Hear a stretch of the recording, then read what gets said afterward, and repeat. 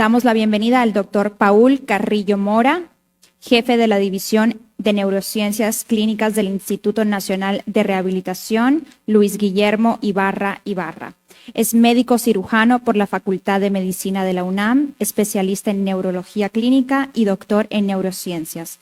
Su línea de trabajo incluye neuroplasticidad, la reserva cognitiva y el daño cerebral adquirido.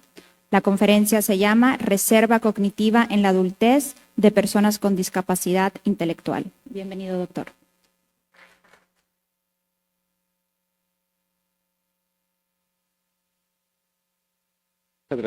Muchas gracias sobre todo por la invitación. Gracias a Fernando, a Bene. Creo que mejor.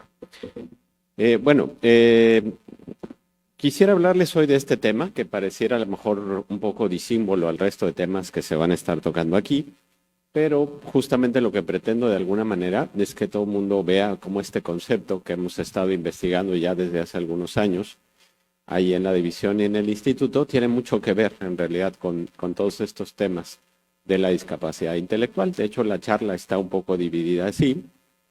Hablaremos un poco de generalidades sobre la discapacidad intelectual, las causas, etcétera.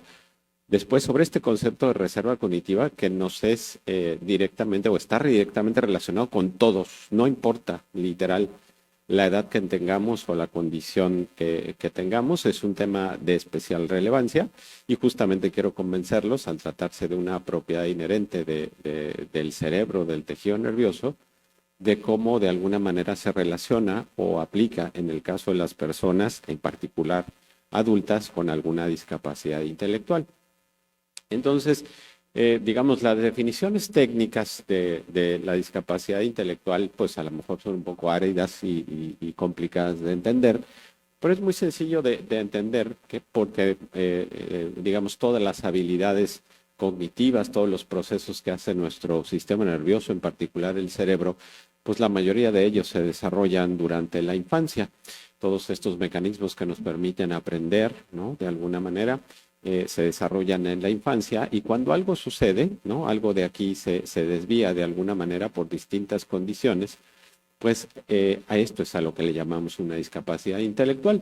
He de decirles que yo en el instituto en realidad veo más una cara diferente de este tipo de manifestaciones porque veo más bien daño cerebral adquirido, es decir, personas que habían desarrollado adecuadamente su intelecto y que después de una lesión como un infarto, una hemorragia cerebral o un trauma craneoencefálico o una enfermedad neurodegenerativa, pues pierden de manera progresiva este tipo de habilidades. Aquí el escenario es diferente porque la definición nos propone que en realidad hay problemas a la hora de desarrollar todas esas habilidades intelectuales. Y sin meternos en realidad en muchos detalles acerca de qué vamos a llamar como intelectual o inteligencia como tal, sabemos que se trata en realidad de un trastorno, digamos, o de un grupo de trastornos que puede tener pues múltiples orígenes. Desde el origen genético, puramente genético, como el ejemplo más claro, pues evidentemente sería el síndrome de Down, aunque hay muchos otros orígenes. Pero también tenemos claro, por ejemplo, que infecciones perinatales, infecciones durante la gestación, como el citomegalovirus o rubiola, etcétera, pueden de alguna manera estar asociados. Un trastorno tristemente aún muy prevalente en nuestro medio también son estas complicaciones que ocurren al momento del parto, lo que le llamamos encefalopatía noxoisquémica, esos problemas a la hora, por ejemplo, del nacimiento, incluso algunas sustancias tóxicas, la hiperbilirubinemia, el hecho de que los bebés sean muy prematuros, en fin, distintas enfermedades que de alguna manera desde el nacimiento pues pueden condicionar una dificultad muy, muy importante para desarrollar todas las funciones intelectuales. Y desde luego los factores ambientales y sociales parecen jugar un papel aquí muy importante en ese sentido. También tenemos claro, digo, no es el objetivo de esta charla, pues que este tipo de discapacidad intelectual es tremendamente diversa. Estamos hablando de un espectro, digamos, de trastornos o alteraciones que van desde casos tremendamente, digamos, drásticos como serían, digamos, los modos más severos de la parálisis cerebral, hasta trastornos específicos, por ejemplo, de lectura, como dislexia, problemas de aprendizaje, el trastorno por déficit de atención, el trastorno del espectro autista. Es decir, en realidad el espectro de las discapacidades y su severidad es tremendamente amplio y además tremendamente individualizado. Tenemos muy claro que cada paciente tiene manifestaciones de distinta severidad, cada persona en realidad son diferentes, aunque quizá de manera, digamos, médica, solemos etiquetar, digamos, a los pacientes dependiendo precisamente de cuál de estas alteraciones o cuál combinación de alteraciones es la que predomine. Pero existe una gran diversidad en ese sentido. Acerca de la epidemiología, es decir, con qué frecuencia, cuál es la discapacidad que con más frecuencia se presenta, tristemente, como ocurre mucho en nuestro país, pues no tenemos muchas cifras muy confiables porque además la definición ni siquiera es muy clara, ¿no? Acerca de a qué llamamos una discapacidad intelectual. En esta gráfica, por ejemplo, se refiere que la discapacidad de alguna manera más frecuente es en realidad sensorial, ¿no? Habla de las alteraciones auditivas y en segundo lugar están precisamente las alteraciones del desarrollo, digamos, intelectual. Pero bueno, la frecuencia, aunque no la tenemos clara, la mayoría de las cifras que están reportadas en niños, cosa que ese es otro problema adicional, ¿no? El 17%, por ejemplo, de niños entre 3 a 17 años tienen una discapacidad intelectual y bueno, a nivel global se estima esta cantidad de 240 millones de niños con una discapacidad intelectual y claramente, aunque no tenemos cifras que lo demuestren de manera muy clara, parece haber una diferencia importante entre países de altos ingresos y de bajos ingresos. Pero en realidad el tema que nos ocupa es precisamente la parte de los adultos, ¿no? Es decir, ¿qué sucede con los adultos? Es decir, ahí claramente las cifras pues, son muy limitadas, ¿no? Las cifras de las que podemos hablar muchas veces son generadas en otro país. De hecho, esto que les menciono aquí es en Estados Unidos, en donde más o menos tienen algunas estadísticas un poco más cercanas. Y hay una amplia variabilidad de las definiciones que se utilizan. Esto siempre ha sido un problema, pero bueno, aquí está una estimación de 818.564 adultos en Estados Unidos con alguna discapacidad intelectual. Es decir, esto es alrededor de un 1% de adultos entre 25 y 45 años. Una vez más, ¿qué sucede, por ejemplo, con los que son mayores de esta edad? La verdad es que no tenemos cifras muy confiables. Y la relevancia, digamos, de contar con estas cifras, pues resulta muy clara porque sabemos que estas personas, de alguna manera, pues resultan muy poco visibles o completamente invisibles, pero lo que sí nos queda claro es que tienen un alto riesgo de sufrir problemas de discriminación, de inequidad, de vulnerabilidad y claramente de un menor acceso a los servicios de salud.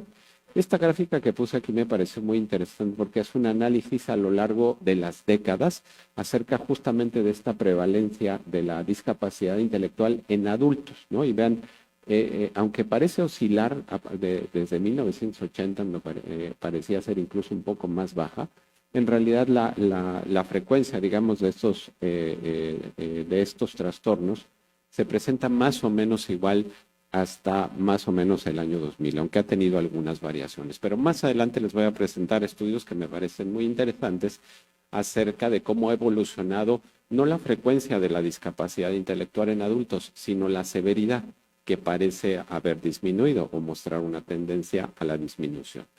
Pero bueno, el tema, digamos, de alguna manera central tiene que ver con la reserva cognitiva. A lo mejor es un término que no muchas personas están acostumbradas a escuchar, pero en realidad es muy sencillo.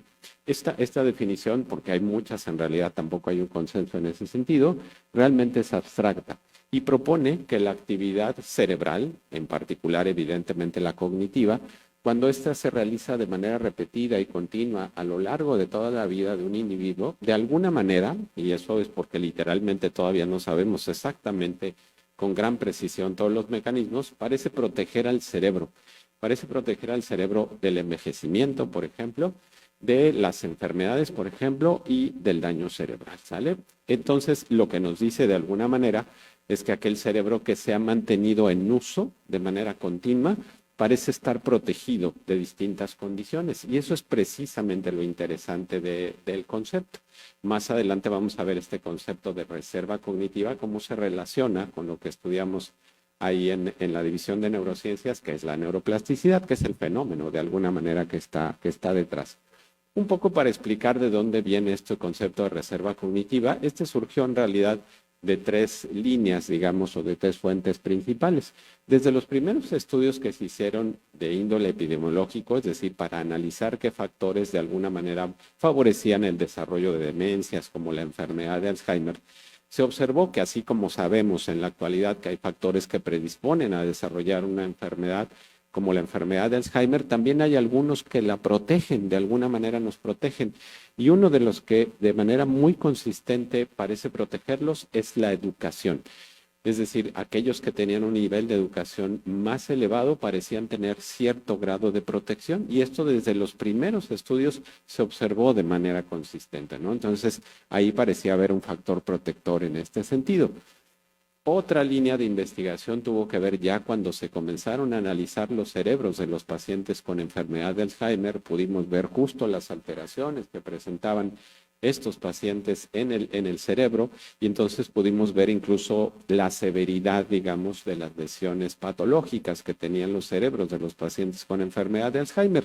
Y desde los estudios iniciales, de hecho este que está aquí de 1968 fue la primera vez que se demostró, vamos a decirlo así, se demostró claramente que aquel cerebro que tenía muchas lesiones, pues evidentemente era el que más alteraciones había tenido en vida. Hay que recordar que esto tenía que hacerse en estudios de autopsia. Pero lo interesante es que ya desde esos primeros estudios se demostró que había algunos casos en los que no había mucha correlación. Es decir, casos en los que parecía haber muchas lesiones y el paciente parecía no tener tantas manifestaciones en vida. Es decir, una discrepancia entre las alteraciones patológicas y lo que había presentado el paciente en vida. Y aunque al principio en realidad no se acuñó este término de reserva cognitiva, pues sí propuso que había un fenómeno raro en algunos de esos casos. Y posteriormente, digamos, de manera literal, se demostró que esta diferencia es decir, que había algunos cerebros que parecían tolerar mayor cantidad de lesiones sin presentar alteraciones. Y este concepto, digamos, de la discrepancia contribuyó mucho de alguna manera a acuñar lo que ahora tenemos como el concepto de reserva cognitiva.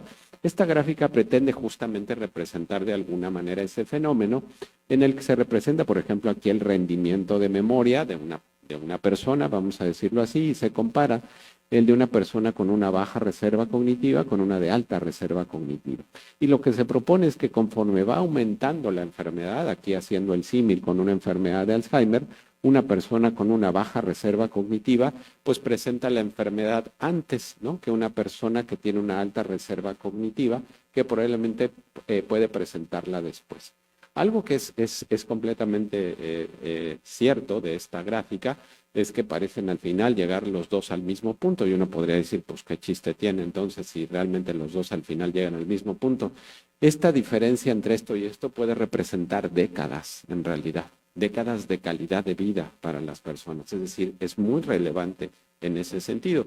Si al final a lo mejor el resultado es llegar al mismo punto, ok, puede ser algo discutible, pero puede representar décadas de retraso en el avance de la enfermedad. Y bueno, finalmente también muchos estudios a nivel experimental, sobre todo aquí en roedores, demostraron que esto que llamamos ahora ambientes enriquecidos, que de hecho de manera trasladando, digamos, la experiencia, es precisamente lo que hacemos con todas las distintas estrategias de rehabilitación, enriquecer los ambientes de los pacientes, provocaban cambios directamente en el cerebro, es decir, no nada más era que mejorara su conducta, su rendimiento, por ejemplo, en una tarea de memoria, sino que provocaba cambios morfológicos que podíamos ver. Eso es lo que le llamamos todas las líneas de investigación de ambientes enriquecidos y eso ha permitido acuñar el término como lo conocemos en la actualidad. La verdad es que como se dan cuenta, el concepto sigue siendo un poco abstracto. Hay algunos otros conceptos que se han acuñado para tratar de explicar este fenómeno de que este cerebro que se mantiene funcionando, digamos, y utilizándose continuamente resulta protegido, pero bueno, se han propuesto algunos otros como reserva cerebral, reserva neuronal, incluso se ha hablado de manera muy interesante de una reserva motora, podríamos llamarle de una reserva de ejercicio. Aquella persona que ha hecho ejercicio precisamente durante toda su vida parece tener una protección no necesariamente en la parte, digamos, muscular, también en la parte cognitiva, ¿no? Entonces, precisamente este es un estudio bastante reciente de 2024 y están hablando de otro tipo de reserva, una reserva que llamamos motora y que se ha estudiado, por ejemplo, que puede influir de manera positiva en enfermedades como la enfermedad de Parkinson, ¿no? Y bueno, lo interesante en realidad de este concepto de reserva cognitiva, aunque podrán darse cuenta a lo largo de la charla que hay muchas cosas que están todavía por definirse, es qué es lo que me aumenta la reserva cognitiva. Al principio solamente decíamos la actividad cognitiva, pero ¿cuál? Es decir, ¿qué es lo que tengo que hacer para que aumente mi reserva cognitiva? La verdad es que no lo hemos estudiado todo, pero bueno, a la cabeza de todos, en realidad, por la gran cantidad de estudios que se han hecho, es la escolaridad. Es decir, la escolaridad es uno de los indicadores que más nos ayuda a medirla.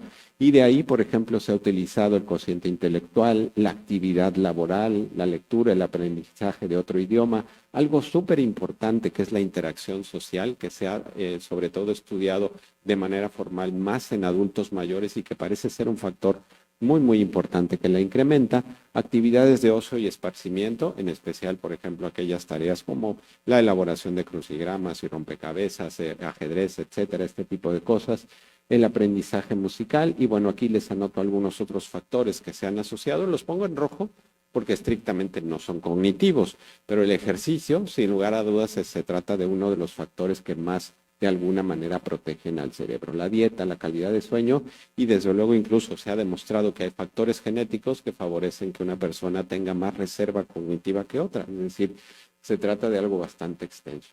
En este no me voy a detener porque hay mucha discrepancia en cómo medirlo. A la fecha no sabemos exactamente cómo medirlo. En el instituto hemos utilizado distintos índices, algunos de estos que están aquí.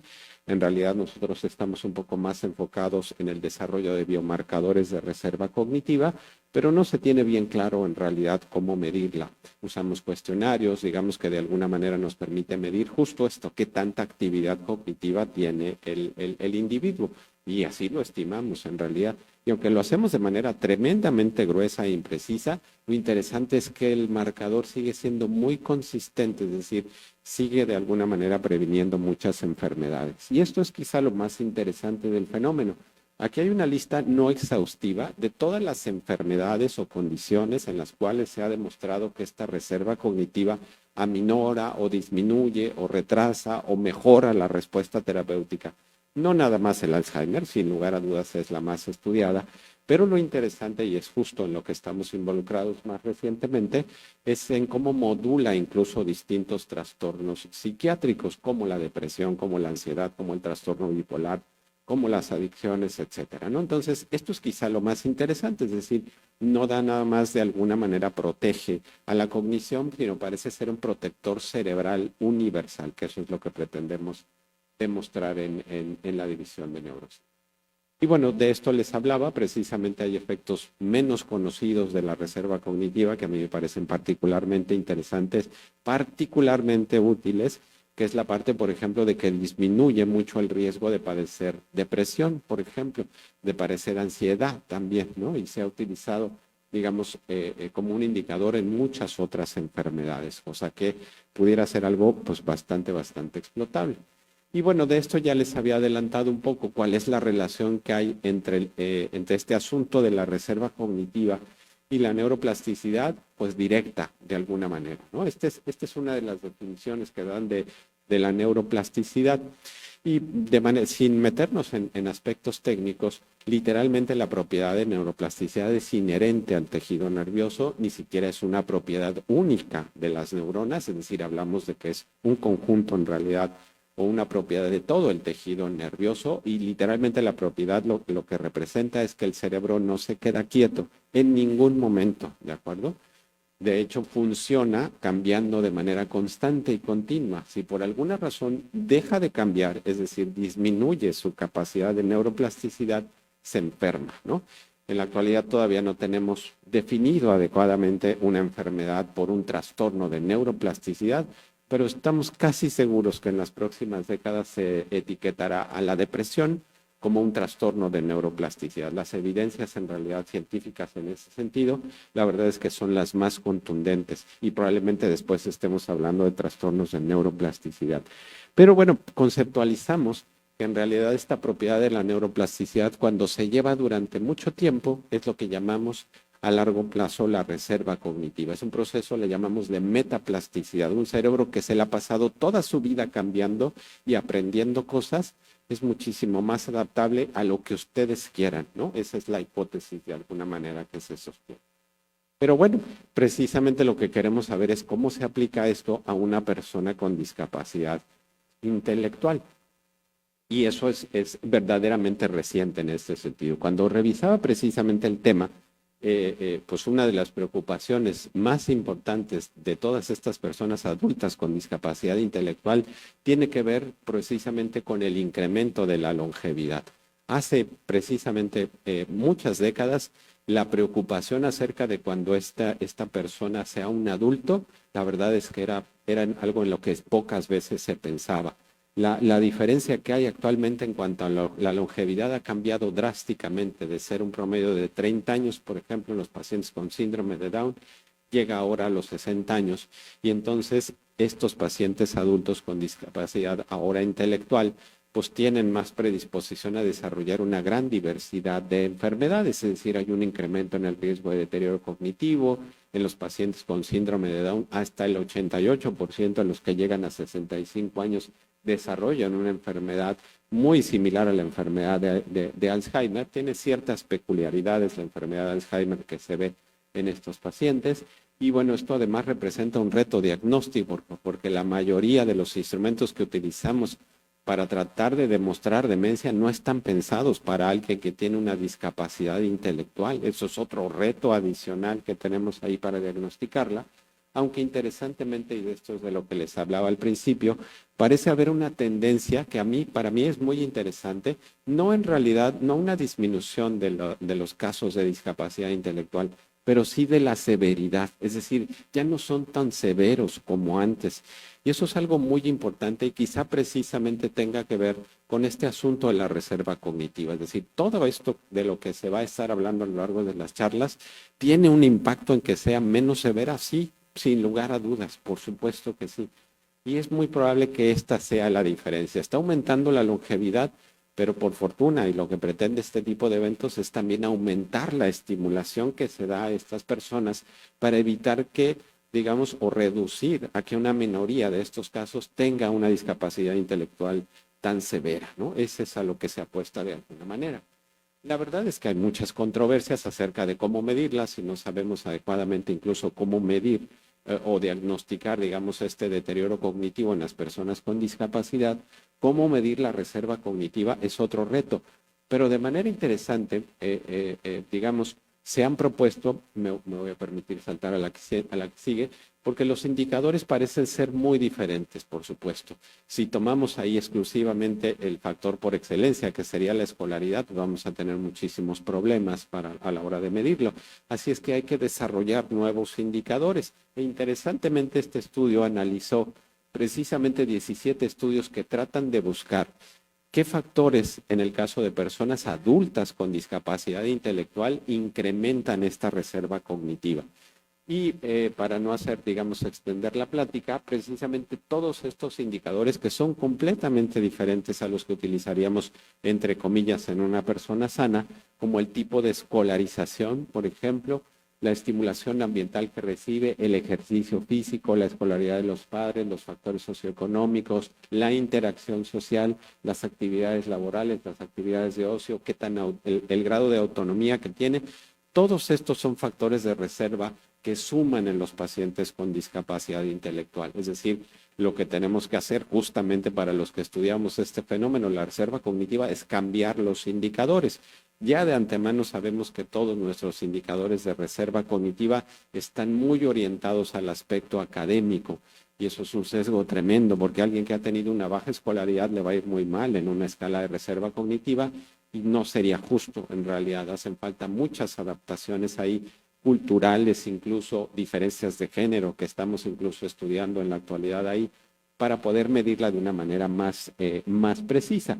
Y bueno, hay muchos aspectos pendientes de la reserva cognitiva, en realidad, terminología, etcétera. Lo que estamos tratando de buscar en realidad son biomarcadores, es decir, ya no cosas tan imprecisas, sino algo que podamos medirle al sistema nervioso, al cerebro, en la sangre, o como ustedes quieran, que llamamos biomarcador, para tratar de medir o de estimar esa reserva cognitiva. No con fines, como en el caso, como llegó a suceder con el coeficiente intelectual, no para separarlos, sino para estimular la reserva cognitiva. No nos va a interesar decir, este tiene baja reserva cognitiva, entonces no vale mucho la pena hacer muchos esfuerzos, sino poner en realidad en equidad a todos aquellos pacientes en el mismo nivel de reserva cognitiva. Entonces, con lo que yo quiero concluir es que en realidad este concepto de la reserva cognitiva nos aplica a todos y es un fenómeno universal. Es cierto que se ha estudiado pues, mucho mayormente en el contexto de estas enfermedades neurodegenerativas o en el daño cerebral, pero no hay literalmente por qué pensar que una persona con discapacidad intelectual no tiene manera de generar reserva cognitiva. Hay evidencia clara de que sí. Entonces, pero evidentemente necesitamos hacer cambios de cómo medirla.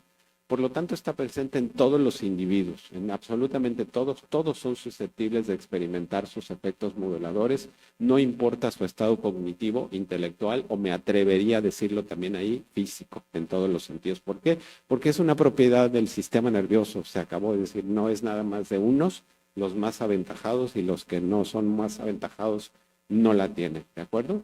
Entonces, la reserva cognitiva, que eso es lo interesante, pues es un mecanismo de resiliencia, de adaptación, ¿de acuerdo? Entonces, esa es la gran ventaja desde el punto de vista terapéutico, y lo interesante, que es lo que me permito resaltar aquí, es que pensamos que es un protector cerebral, no es un protector a lo mejor de funciones cognitivas.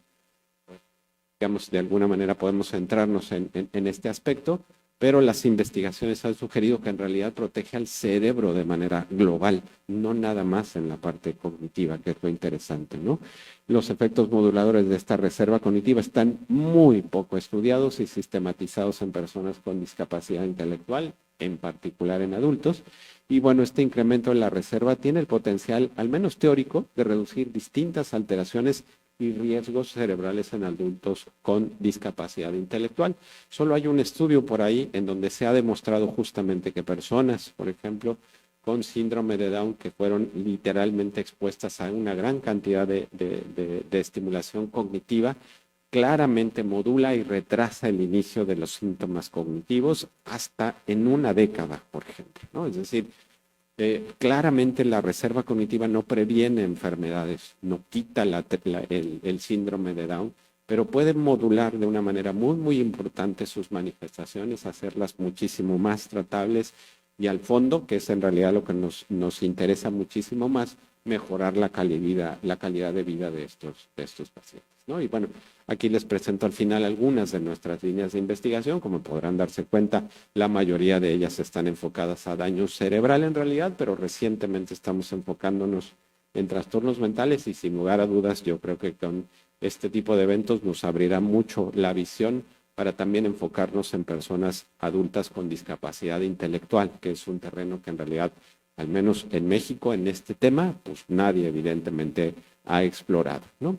Y me permito terminar con esta frase, es una frase de reflexión personal, en el sentido de decir que en realidad el cerebro es un órgano muy costoso, metabólicamente hablando, o sea, se lleva el 20% de lo que consumimos, literalmente como para no utilizarlo. Pero más allá de que sea un desperdicio no utilizar el cerebro, que fue para lo que fue creado y por eso es que tiene ese tamaño gigante, la evidencia sugiere que si no se utiliza, se enferma, literalmente se predispone en realidad a distintas enfermedades, ¿no? Que eso para mí sería lo más interesante.